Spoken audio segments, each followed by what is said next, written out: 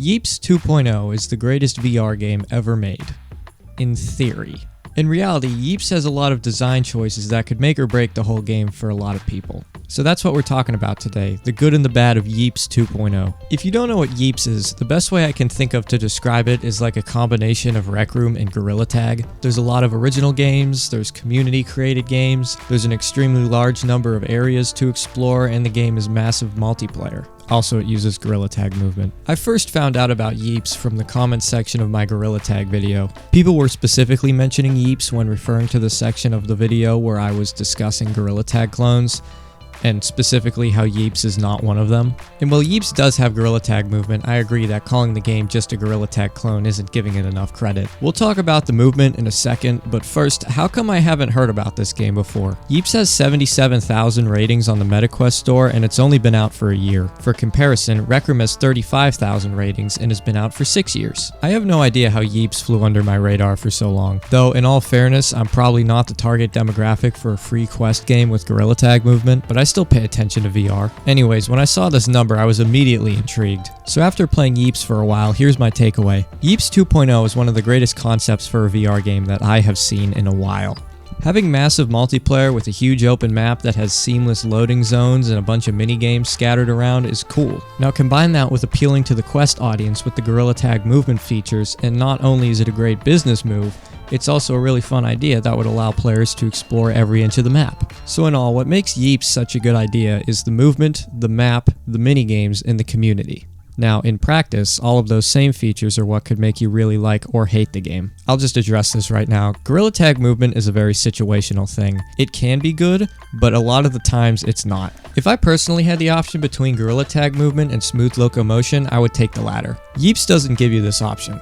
Which makes sense, the game was obviously designed with Gorilla Tag movement in mind. This usually wouldn't be a problem. However, the map is entirely too big for you to be using exclusively Gorilla Tag movement the whole time, but we'll get into that later. The other big issue with the Gorilla Tag movement is that the hub areas are obviously designed for at least slightly experienced Gorilla Tag players. I was able to navigate around the map effectively enough. However, when I played Yeeps with some friends who had never played Gorilla Tag before, they had a lot of trouble being able to get to all the areas. This usually wouldn't be a problem, but nearly all the games require you to leave the main hub with varying levels of difficulty to reach. Now once you actually get into the games, yeah, not having Gorilla Tag movement would be lame. I mean, most of them are Gorilla Tag style games. However, as far as actually moving around the hubs, I think having the option for different locomotion would help some players navigate around and also massively reduce the amount of time it takes to move around the map. Which brings us to our next topic. The Yeeps map is way too big. Before I continue that thought, I will say I do like the large map. I think it's really cool being able to explore and find all these interesting little areas. So I'll add on to my statement. The Yeeps map is way too big to effectively work with the other features of the game. I'll paint you a picture to illustrate my point. At this point in my life, when I want to play VR, I usually don't want to play too long. I just want to hop on, play a few rounds of something, and then get off. You can't do that with Yeeps. Well, you can, but you just have to be really good with Gorilla Tag movement and be able to navigate around the giant map quickly enough to get to the game you want to play. Otherwise, you're out of luck. I would say this is really only a problem for me because kids want to play VR until their eyes melt, but with the limited battery life of the Quest, this is probably a bigger issue than most people would realize. I don't think they should change the map, but maybe adding a fast travel system would inspire more people to get on the game more often. As for the minigames themselves, a lot of them just seem to be Gorilla Tag clones, which isn't really my cup of tea. I will give credit and say I did enjoy my time playing these games with my friends, and the maps for these game modes are well designed, but it's pretty much just Gorilla Tag, except for the building. The biggest feature of Yeeps I am yet to mention is the building. You can build anywhere, in any game, in any hub, anywhere. The way it works is that you have this currency that gets used up each time you place a block, with specific blocks being worth more. You can refill that currency in a couple of ways, like placing blocks back in your toolbar or using these machines. Most of these methods are easy enough to do, so it kind of makes me wonder what's the point of having the currency. It might be to limit the number of blocks you can place or discourage spamming, but then why not just limit the number of tiles your blocks can occupy? It's really not an issue though. Now the biggest issue with the building isn't even the building. It's the fact that these stupid bubbles just sit in front of you for the entire time you play. Maybe I'm just really dense and couldn't figure out how to minimize it, but as far as I can tell, there's no way to move these bubbles out of the way. I can't even tell you why, but that just really agitates me. As for the building itself, it works well enough and is easy to use. I'm not a huge fan of it though. It is fun because it can add variety to the game modes, just another little piece to make each time you play just a little bit different. But I just didn't feel the inclination to build in any of my time playing.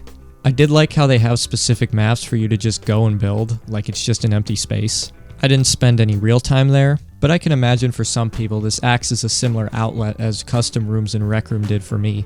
Speaking of user-created rooms, Yeeps does have them.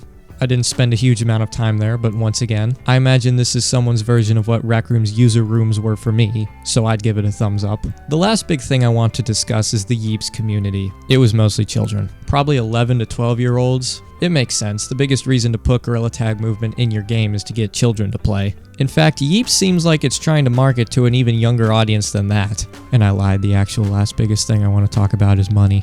Yeeps was obviously monetized. It wasn't nearly as egregious as Gorilla Tag is with the microtransactions and how in-your-face they are, but it was kind of funny how when I got into the game with my friends, I asked this kid how to play just in general because I went into Yeeps completely blind. In the first place this kid takes me is the in-game store. At this in-game store, he points out this $30 bundle that comes with an outfit and their in-game currency. Then like 2 minutes later, we saw some kid wearing it.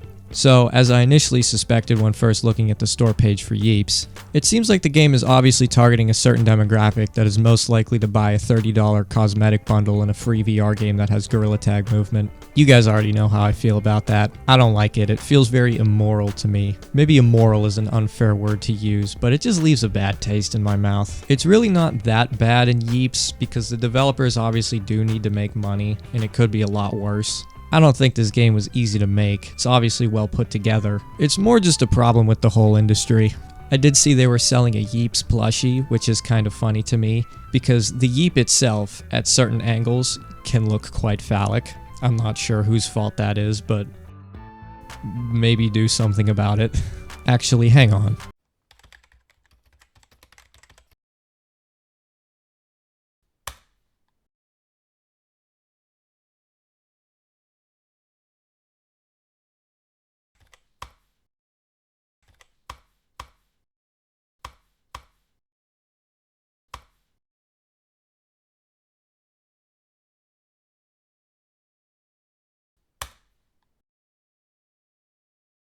I think you should remove the seam, Jack, Nathan, and/or Steve. After researching the developers a little for this bit, I don't blame them at all for trying to sell to a young audience. Unfortunately, that's just what you have to do to have a fruitful free VR game nowadays, especially when your studio specifically makes free-to-play VR games. After knowing that, I'm honestly shocked Yeeps doesn't have more microtransactions. Yeeps 2.0 is a good VR game.